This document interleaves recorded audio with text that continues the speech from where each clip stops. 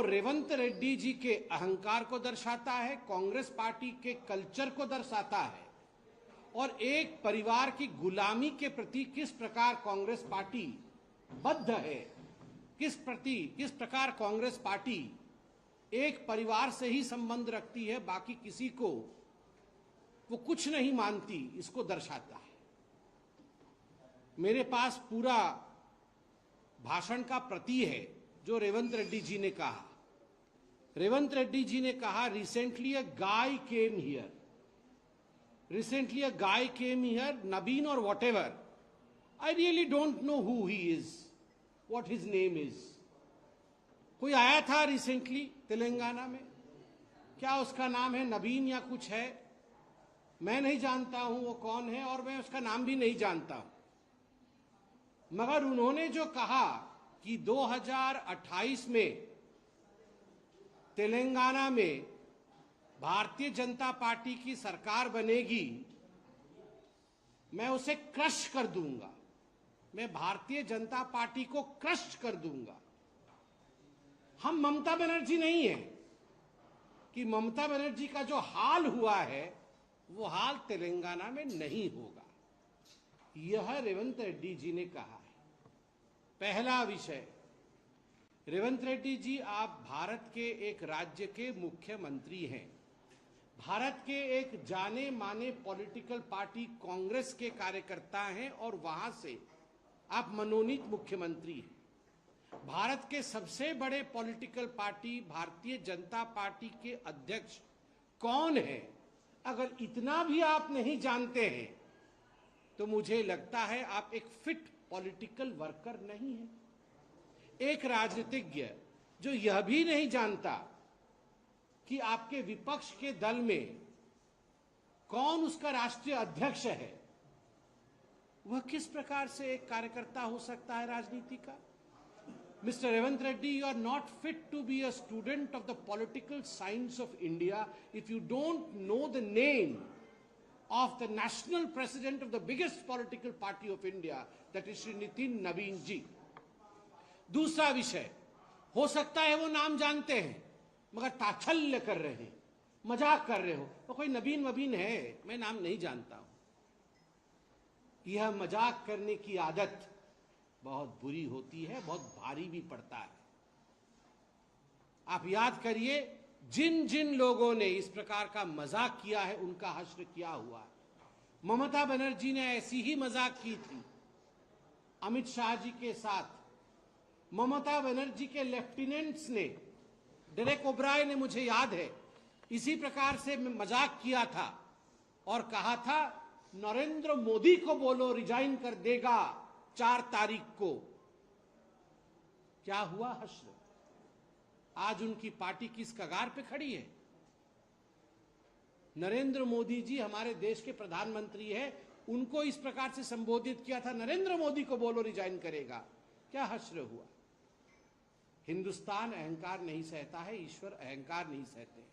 नितिन नबीन जी 5 बार के विधायक और मंत्री रहे हैं, जमीन से जुड़ा हुआ नेता, जमीनी नेता आज राष्ट्रीय अध्यक्ष बना है। यह भारतीय जनता पार्टी में संभव है।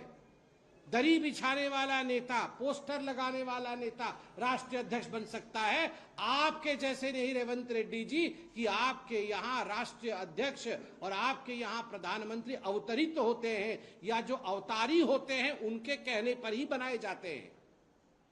राहुल गांधी जब ये पालने में थे तब जाके आपके लोग उनके पांव छूते थे और कहते थे ये आ गए भविष्य के प्रधानमंत्री, ये आ गए भविष्य के भारत के भाग्य विधाता, ये आ गए हमारे भविष्य के अध्यक्ष, यही हमारे सर्वे सर्वा है। इस प्रकार की मानसिकता भारतीय जनता पार्टी में नहीं है, तो ये अहंकार ठीक नहीं है। दूसरी बात, मुझे तो आश्चर्य हो रहा है, ये तो अपने आप को इंडी वाले कहते थे। अभी कुछ दिन पहले तो ममता बनर्जी जाके सोनिया गांधी और ममता बनर्जी जी ऐसे गले मिल रही थी जैसे कुंभ के मेले में बिछड़ी बहन है और अभी मिली है, इस प्रकार से गले मिला था। और अभी रेवंत रेड्डी जी बोल रही है हम ममता बनर्जी नहीं है, हम ऐसे ममता बनर्जी नहीं है कि यू कैन ट्रिक अस। अरे ट्रिक नहीं किया, किसी को ट्रिक नहीं किया, जनता ने खेला कर दिया बंगाल में और तेलंगाना में भी खेला करेगी। आपने क्रश शब्द का प्रयोग किया, आपने कहा we will crush the BJP. Mamata Banerjee भी वहां जनता को क्रश कर रही थी। ममता बनर्जी वहां ये शब्द crush crush crush, Abhishek Banerjee भी क्रश कर रहा था। ये जो लोग क्रश कर रहे थे उनका आज क्या हर्ष हो रहा है ये हम देख रहे हैं। और Revanth Reddy ji, I am talking to you and let me tell you clearly and without mincing my words, you may try your best to crush the Bharatiya Janata Party, but the people of India have a crush for BJP. आप सोच रहे होंगे कि आप crush कर देंगे, मगर जनता जनार्दन हमसे प्यार करती है। वो अंग्रेजी में है ना, I have a crush for you. तो जनता का क्रश बीजेपी के साथ है, आकर्षण बीजेपी के साथ है, आप कुछ नहीं कर सकते हैं। और अंततोगत्वा क्यों नितिन नबीन जी ने कहा कि 2028 में भारतीय जनता पार्टी ही तेलंगाना में आएगी, क्योंकि जो जो आपने वायदा तेलंगाना की जनता से किया था वो फुलफिल नहीं किया। आपने कहा था अनएम्प्लॉयमेंट अलाउंस देंगे 4,000 रुपए प्रति माह प्रति युवक को तेलंगाना में। दिया क्या? नहीं दिया। जब आपसे पूछा गया क्यों नहीं दिया, आपने कहा पैसे नहीं है। आपने कहा था रायतू भरोसा, रायतू मतलब फार्मर्स, मतलब किसान, उनका भरोसा जीतेंगे, लोन वेवर होगा, इन्वेस्टमेंट उनको देंगे, एमएसपी बढ़ाएंगे। किया क्या? नहीं किया। आपसे पूछा गया तो आपने कहा पैसा नहीं है। आपने कहा था जिस भी लड़की की शादी होगी उसको हम 1 तोला सोना देंगे और 2500 रुपए नगद देंगे। आपने 1 तोला सोना दिया क्या?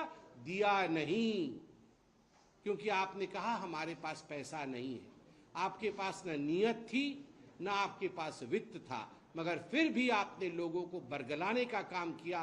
तभी आदरणीय नितिन नबीन जी ने स्पष्ट शब्दों में कहा कि हम आपको बेनकाब करेंगे और 2028 में भारतीय जनता पार्टी की सरकार बनेगी। याद रहे, सभी को ये याद रखना है, अहंकार से दूर रहना है।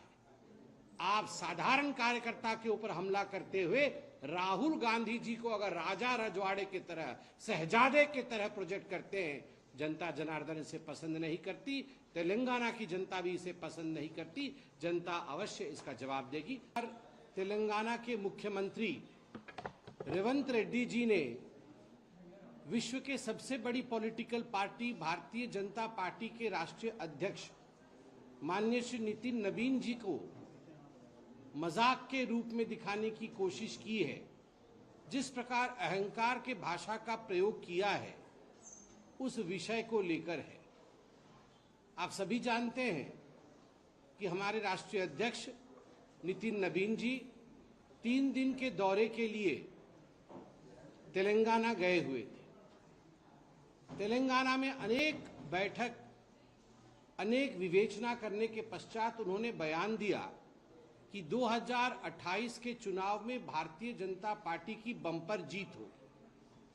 रेवंत रेड्डी जी ने एक जनसभा को संबोधित करते हुए जिन शब्दों का प्रयोग किया वह न केवल आपत्तिजनक है, न केवल निंदनीय है, वो रेवंत रेड्डी जी के अहंकार को दर्शाता है, कांग्रेस पार्टी के कल्चर को दर्शाता है और एक परिवार की गुलामी के प्रति किस प्रकार कांग्रेस पार्टी बद्ध है, किस प्रकार कांग्रेस पार्टी एक परिवार से ही संबंध रखती है, बाकी किसी को वो कुछ नहीं मानती, इसको दर्शाता है।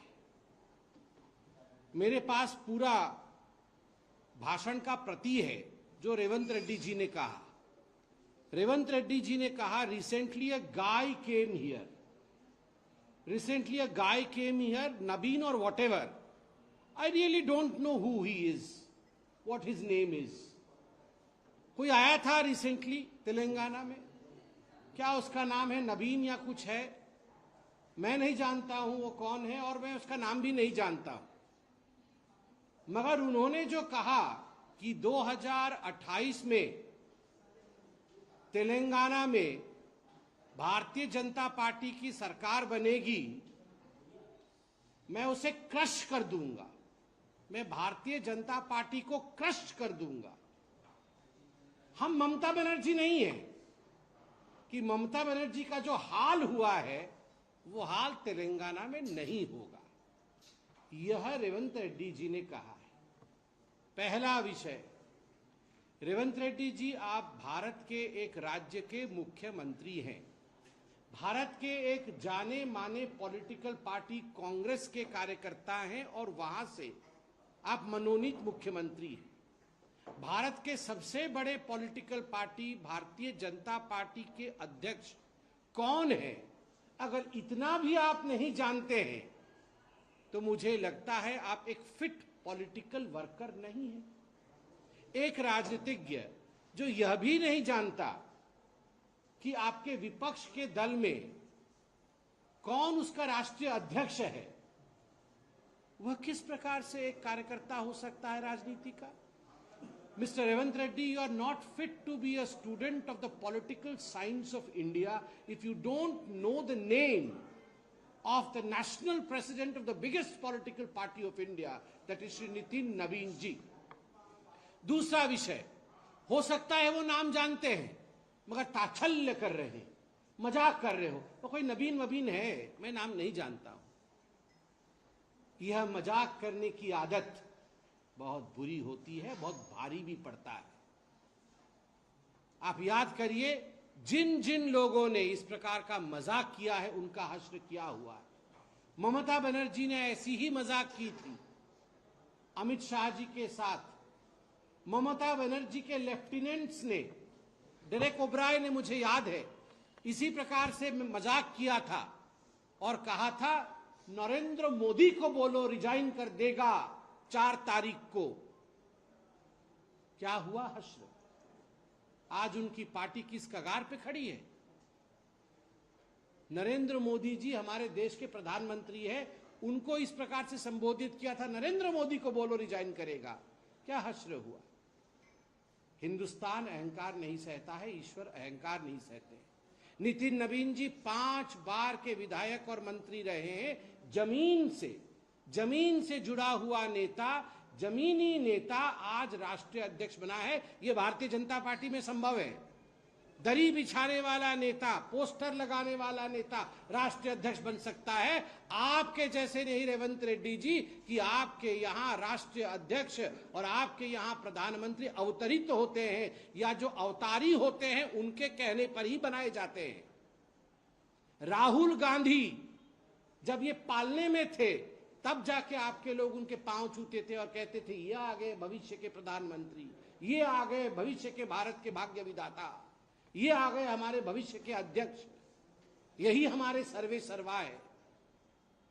इस प्रकार की मानसिकता भारतीय जनता पार्टी में नहीं है, तो ये अहंकार ठीक नहीं। दूसरी बात, मुझे तो आश्चर्य हो रहा है, ये तो अपने आप को इंडी वाले कहते थे, अभी कुछ दिन पहले तो ममता बनर्जी जाके सोनिया गांधी और ममता बनर्जी जी ऐसे गले मिल रहे